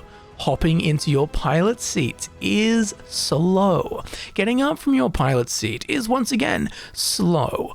Waiting for airlock doors to cycle, unlock, open, close, lock, cycle, unlock, open, it's slow. Now, I don't know if any of these animations/cutscenes are actually loading screens in disguise and therefore cannot be turned off, but if there are any of these pesky time-wasting mini-nothings that can be turned off, please get rid of them, or at least give us the option to toggle them off by themselves. Who really cares? But after hundreds of hours sitting through these over and over, it feels like death by 1,000 cuts. Factions. And finally, I want to talk about factions, or the lack thereof. And I know this is something that is not a realistic or quick fix for Starfield. And as I mentioned at the start of the video, this will very much devolve into something more akin to a rant than I would like. But I care, and I'm saddened by the true lack of scope in Starfield's game universe. BGS, as I've mentioned a couple of times, has a strange problem. Not unique to them, but a problem nonetheless. The bigger they get as a company, the more time they get, the more funding they get, the more devs they get, the more experience they get, the more external support they get, the wider, yet more shallow their products become. Now, I spent an entire day or two collecting a whole bunch of data and by hand manually counting and listing some important numbers that I'll now share with you. And perhaps you will be as shocked as I was. So, in the base game of Starfield, excluding the main quests, there are 4 joinable faction quest lines. The Crimson Fleet / UC System Defense has 9 quests. Now, I'm counting this as one quest line, as regardless of which side you choose, the quests are actually the same quests. Then we have the Freestar Rangers. They have 8 quests. We have Ryujin Industries, they have 13 quests, and we have the United Colonies. They have 9 quests. So in terms of faction quests in Starfield, there are 39 faction quests. Now in the base game, the vanilla version of the Elder Scrolls 3 Morrowind, there are, excluding the main quests, just as we did in Starfield, there are 10 major joinable faction quest lines with a smattering of other smaller faction quest lines. There is the Fighters Guild, which has 31 quests, the Imperial Cult has 25 quests, the Imperial Legion has 19 quests, the Mages Guild has 33 quests, the Morag Tong has 25 quests, the Thieves Guild has 30 quests, the Tribunal Temple has 23 quests, House Hlalu has 31 quests, House Redoran has 36 quests, and House Telvanni has 29 quests. That's 282 quests just in major joinable factions. Then there is another 29 faction quests in the minor factions. The Ashlander tribes have 4 quests, the Census and Excise Office has 1 quest, the Twin Lamps has 3 quests, the Daedric quests are 7 quests, there are 8 vampire quests, and then there are 3 vampire clans, each of which has 2 quests unique to it. So in total, in the base game of Morrowind, there are 311 faction quests. Now you cannot do all of them in one playthrough, but you can do most of them, and the quest lines that you didn't get to complete in a particular playthrough are there for another playthrough. So Morrowind has 311 faction quests available, and Starfield has 39 faction quests available. Already we can see a pretty damn big problem here. So now let's look at the developers for each game. Before we do, I think it is important to clarify that I have manually gone through the entire credits for both games. Morrowind wasn't so much of an issue, but Starfield has over 4,000 people credited on it. But I've gone through both of these and only included developers actually making the game, because that's what we need to look at. So I have excluded, voice actors, musicians, corporate roles, marketing roles, PR roles, office staff, special thanks, things like that. And while these obviously all play an important part in a game's creation overall, what we just want to look at are the men and the women who built these actual video games with their actual hands and minds. I have also manually placed every single dev into a spreadsheet so that if a developer is credited multiple times on a single game, they are only counted once, as they are a single person. So with that said, the base game of The Elder Scrolls 3 Morrowind has 53 credited game developers from Bethesda Game Studios. That's it. Starfield has 386 credited developers from Bethesda Game Studios and 715 credited game developers from external studios and companies. So collectively, Starfield has over 1,100 credited game developers that worked on the game. So now let's combine all this information we've got so far. Base game of Morrowind, 53 developers, 311 faction quests. Starfield, 1,101 developers, 39 faction quests. So Starfield has 20 times the developers while simultaneously producing 1/8 of the faction quests. And may I also clarify that in my opinion, Morrowind's questlines were really good. So not only is the pool much bigger, but it's much deeper too. So if we average these numbers out to get some fractions to do with dev power to faction quest ratios, well, 311 faction quests in Morrowind divided by 53 developers, on average, that's 5.87 faction quests per developer. And then if we take Starfield's 39 faction quests and divide it by the 1,101 developers, we get an average of 0.03 faction quests per dev. If we take Morrowind's 5.87 faction quests per dev and divide it by Starfield's 0.035 faction quests per dev, we get a number which is 167.7. For clarity's sake, let's just make it 160. So this means on average, every Morrowind developer contributed 160 times more to faction quests than every Starfield developer did. Now, of course, not every developer worked on quests, and implementing quests in a text-based game such as Morrowind would be easier than implementing quests in Starfield. However, text-based or not, good writing's good writing. Deep content is deep content. There is no amount of explaining away that will ever sanely justify 53 Morrowind developers cooking up 311 faction quests, and 1,101 Starfield developers cooking up 39 faction quests. The ratio of dev power to faction quests from Morrowind to Starfield is 160 to 1. Even if we say that making quests for Starfield is twice as hard as it was in Morrowind, that would still leave us at a ratio of 80 to 1. Maybe 4 times harder, that's still 40 to 1. 10 times harder, that is still 16 to 1. 16 to 1 is not even close. These numbers are mind-boggling and extremely sobering. I mean, these aren't even my opinions, this is just numerical data. So with that out of the way, where are all of the factions? We've got 1,600 planets and 4 joinable factions.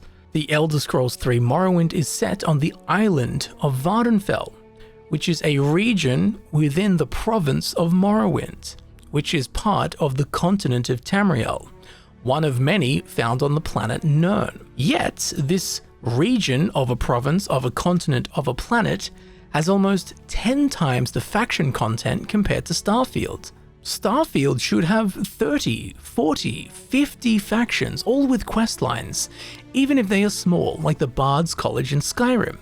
Like if we had to choose between one of 3 mining corporations, or search the galaxy looking for old books for the Archiving Society, or go and scan all the creatures in-game for the fauna researchers, collect old Earth artifacts for the Historical Heritage Foundation, the Mechanists, who are secretly building a giant Gundam robot from the now illegal AI tech parts and mech schematics from the Narian Wars. Or we could uncover things for the Geologists Guild by finding all of the natural traits in the game. Just random things like this. A shipbuilders union, a questline based around building ships. Maybe they take orders and you have to build ships that fit certain parameters for the customer. Hey, do you love exploring planets and scanning all of the flora? Cool, because there's a faction of botanists. Even something like the zoo in Aquila City. I thought there was going to be a quest line based on finding and capturing specific creatures for the zoo. That would have been cool. It would have been silly, but it would have been fun. Or even the religions in-game. Why are they not joinable? Why do they not have quest lines? As is, they serve no purpose at all. Or List, why can't I join List and have a quest line based on building outposts for people to settle? What is the problem here? Starfield, the canvas is set, but so little has been painted onto it. In my mind, as Bethesda Game Studios grows in size, funding, support, and experience, the majesty and brilliance of their world design and writing, it should get bigger and better with every release. Instead, it's dwindling into meek darkness. I don't want to have to look back and remember the good days when BGS released Game of the Year back to back to back to back, which they did. I want that now, and I'm sure you do too, and I am most certain that Bethesda Game Studios wants that as well. So what is the problem? Why does it feel like I know what makes a good BGS game more than BGS itself? Well, with this in mind, guess how many writers within Bethesda Game Studios are credited on Starfield? Well, within Bethesda Game Studios, there is Emil as the lead writer, and oh, yeah, that's literally it. That is it. There is a second credited writer from outside of Bethesda Game Studios. There are 10 quest designers from BGS credited, which, yes, while you did make some cool quests, obviously that number is not enough. So 10 quest designers and 2 writers. I don't think it's out of place of me to suggest that Bethesda Game Studios hire 50 writers and 50 quest designers. Give me too much to do. Overwhelm me with the crazy amount of writing and content that matters. There are hundreds of game developers dedicated to 3D modeling credited on Starfield from outside of Bethesda Game Studios. Literally hundreds of them. But we have one internal writer. Now, I'm not discrediting Emil's work, but it's like hiring one bricklayer to build a pyramid. The Witcher 3 has 24 credited writers, and it shows. Baldur's Gate 3 has 20 credited writers, and it shows. I really don't know what to say, in the sense that I do know what to say, but it seems so obvious that it isn't worth saying, but I'll say it anyway. Why don't you just hire 20, 30, 40, 50, 100 writers and put them to work? Because at the moment, if Starfield were a 1,000 page book, only 5 of those pages have anything written on them currently. This is the Skyrim pizza. All of the content in the game is the topping. There is the right amount of topping for the size of the pizza. But then we get to Starfield's pizza. Well, this is the topping. It might be the same amount of topping as Skyrim, it might be more than Skyrim, I don't know. But the problem is, the pizza base is astronomical. The only good part of the pizza, the only part of the pizza that anyone wants, is the part with the topping, the part with the handcrafted content. Which leads us to a tricky problem with Starfield, as you start the game in the middle of the topping. You spend the first 50, 100, 200 hours playing through the parts of Starfield that have the topping on it, and you like it. It's the handcrafted stuff that you know and love from Bethesda Game Studios. But then 300, 400 hours in, and you've run out of topping, and you realize the perceived delicious galactic pizza is actually a featureless, tasteless, soulless, flavorless, barren, galaxy-sized pizza base. And this is my theory as to why so many people loved Starfield in the first few weeks of them playing it, but as time has passed, the reviews are tanking, people have just stopped playing it. And that's because they got through all the bits with the pizza topping, and now they just have the plain base and go, I'll play something else. Now, ultimately, I don't know of a realistic solution for this apart from make enough topping to cover the pizza or make the pizza fit the topping. But I can't see Bethesda doing either of these. They are not realistic implementable fixes. One requires them to produce 1,000 times the content that they've been able to produce in 5 years, and the other requires them to remove 98% of the planets in the game. As I said, I don't see either of those things happening. Regardless of this, I think it can be agreed that Bethesda Game Studios needs to seriously bolster their writing staff. Again, nothing against the current writing staff, There simply just isn't enough of them. And if they bolster their writing staff and do unique items correctly, well, I think finally Bethesda Game Studios will be able to do their own games some justice. But with that sobering rant complete and every single realistic change for Starfield that myself and my community can think of, I am very interested to hear your thoughts on the ideas proposed in this video. And I'm very keen for you to let me know of any other fixes for Starfield that you can think of.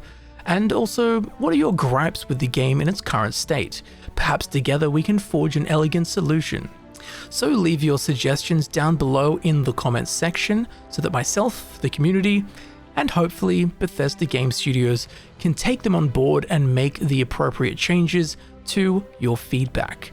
I would like to thank you very much for watching. I've been Camel, and I'll see you very shortly in the next video. I'll see you there soon.